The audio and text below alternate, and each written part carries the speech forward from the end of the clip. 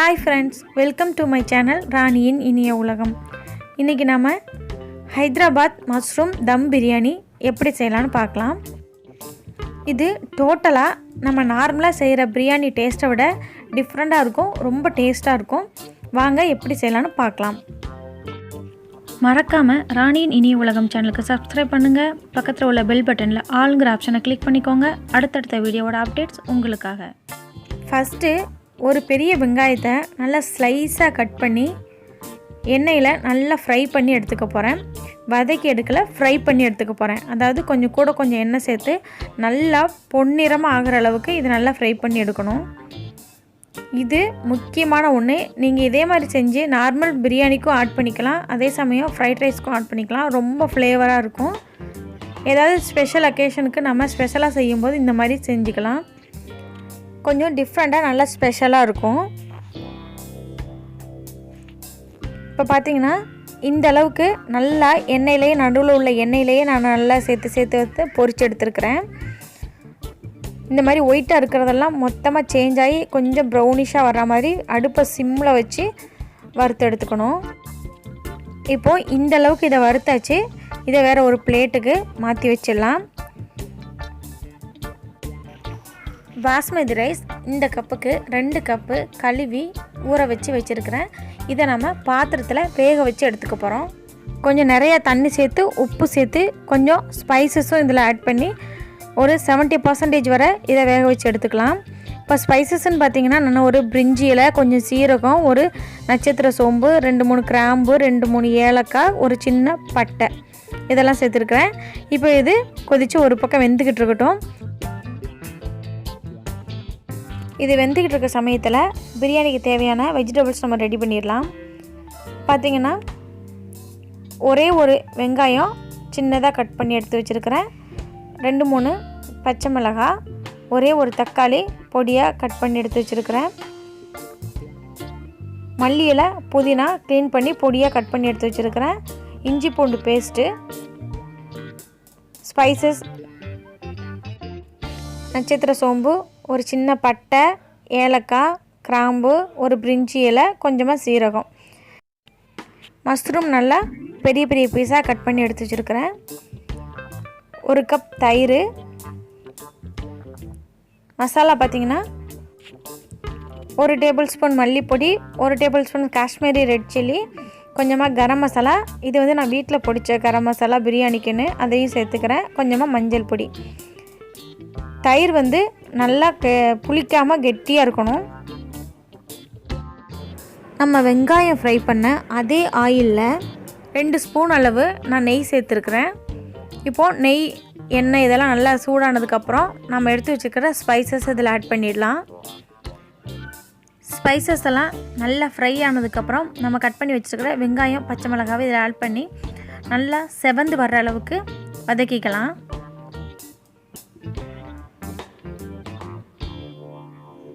வெங்காயம் பார்த்திங்கன்னா இந்த அளவுக்கு நல்லா செவந்து வந்துடுச்சு. இப்போது இஞ்சி பூண்டு பேஸ்ட்டை ஆட் பண்ணி பச்சை வாசனை போகிற அளவு நல்லா வதக்கிக்கோங்க.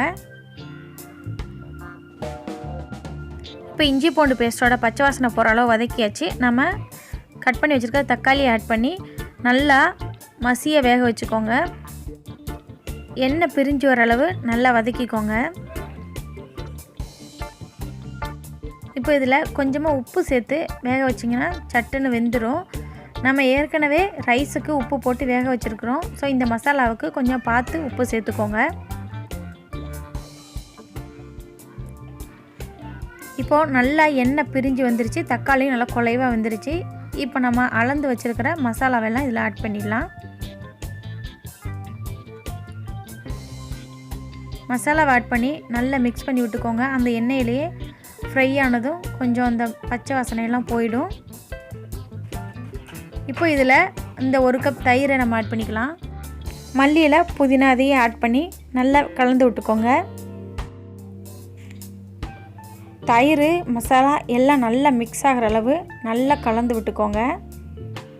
இது நல்ல ஒரு கிரேவி பதத்துக்கு வரும். இந்த மாதிரி வந்ததுக்கப்புறம் இதில் நாம் கட் பண்ணி வச்சுருக்கிற மஷ்ரூமையும் ஆட் பண்ணிடலாம். மஷ்ரூம் ஆட் பண்ணதும் மஷ்ரூமில் உள்ள தண்ணியெல்லாம் கொஞ்சம் இலகி வந்து உங்களுக்கு கொஞ்சம் தண்ணியாக இருக்கிற மாதிரி இருக்கும். நீங்கள் தண்ணி எதுவும் ஆட் பண்ணிட வேண்டாம். அந்த தண்ணியெல்லாம் நல்லா சுண்டி வர்ற அளவுக்கு கொஞ்சம் நேரம் மூடி போட்டு சிம்மில் வச்சு நல்லா கட்டியாக கிரேவி பதம் வர்ற அளவுக்கு வதக்கி எடுத்துக்கோங்க. இப்போ பார்த்தீங்கன்னா நல்லா எண்ணெய் பிரிஞ்சு வந்துருச்சு, நல்லா கெட்டியாகிடுச்சு. இப்போது இந்த பாத்திரத்தில் தான் நான் தம் போட்டு வைக்க போகிறேன். நீங்கள் இந்த மசாலா ப்ராசஸை இந்த பாத்திரத்திலே செய்யனாலும் செஞ்சுக்கலாம். பட் நான் வந்து தனியாக தான் செஞ்சுருக்கிறேன். ரைஸ் பார்த்திங்கன்னா நல்லா 70% அளவு குக் ஆகிற அளவுக்கு நான் நல்லா குக் பண்ணி வச்சுருக்கிறேன். தண்ணியெல்லாம் நல்லா இருத்து கொஞ்சம் இப்படியே ட்ரை ஆக்கி வச்சுடுங்க.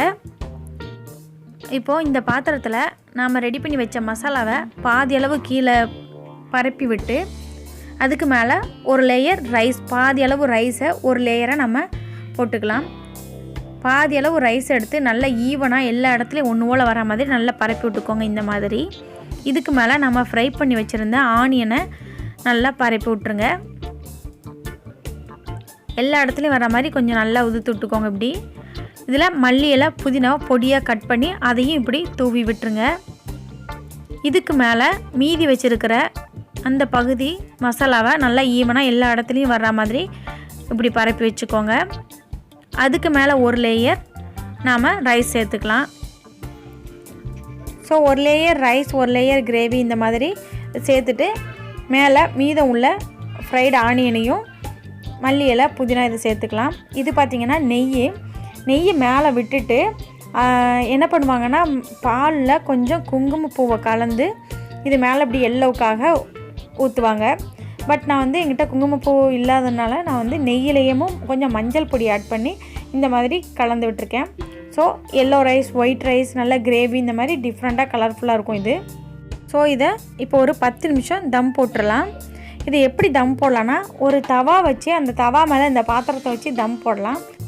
அப்படி இல்லைன்னா இதை விட அகலமான பாத்திரத்தில் கொஞ்சமாக கொதிக்கிற தண்ணியை ஊற்றி அதுக்குள்ளே இந்த பாத்திரத்தை வச்சு ஒரு 10 நிமிஷம் அளவு அடுப்பை சிம்மில் வச்சு தம் போட்டுக்கலாம். இப்போது ஒரு 10 நிமிஷம் நான் தம் போட்டேன். பார்த்திங்கன்னா சூப்பர் சுவையில் அழகான ஹைதராபாதி தம் பிரியாணி ரெடி ஆயிடுச்சு. இது நார்மல் பிரியாணி மாதிரி மிக்ஸ் பண்ணிடக்கூடாது, அப்படியே எடுத்து சர்வ் பண்ணணும். இது வந்து கலர்ஃபுல்லாக இருக்கும். கொஞ்சம் gravy, white rice, yellow rice இந்த மாதிரி தான் இருக்கும். ஃப்ரைடு ஆனியன் இப்படி மிக்ஸ் ஆகியிருக்கும். பட் எல்லா ரைஸுமே நல்லா டேஸ்ட்டாக இருக்கும்.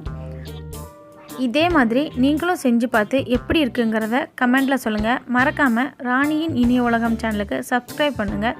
பக்கத்தில் உள்ள பெல் பட்டனில் ஆளுங்கிற ஆப்ஷனை கிளிக் பண்ணிக்கோங்க. லைக் பண்ணுங்கள், ஷேர் பண்ணுங்கள். தேங்க்யூ ஃபார் வாட்சிங்.